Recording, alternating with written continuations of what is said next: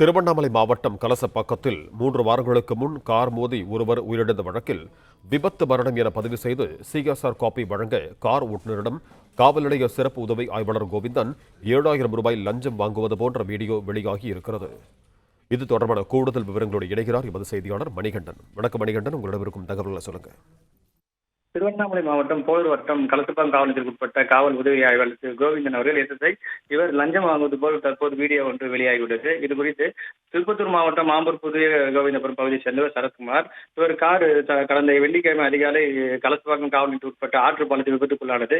இதில் விபத்துக்குள்ளாகி இருந்து விட்ட புறப்படும் நிலையில வாகனத்தின் உரிமையாளர் சரத்குமார் மீது வாகனத்தை ஓட்டி வந்த ஓட்டுநர் சாரதி மீது வழக்கு பதிவு செய்து உள்ள நிலையில் விபத்து குறித்து சம்பந்தமாக சிஎஸ்ஆர் காப்பி கொடுக்க 10,000 ரூபாய் லஞ்சம் கொடுத்தால் மட்டுமே வழக்கு பதிவுபடும் என்று கராராக பேசியதாக கோவிந்தராஜ் லஞ்சம் கேட்டுள்ளார்.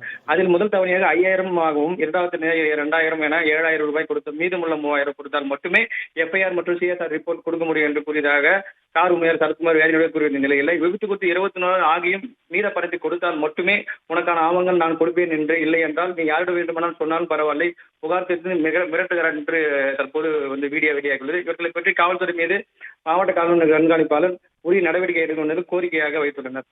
இந்த சம்பவம் கலசப்பாக்கம் பகுதியில் போலீசார் மத்தியில் பெரும் அதிர்ச்சியும் பரபரப்பையும் ஏற்படுத்தியுள்ளது.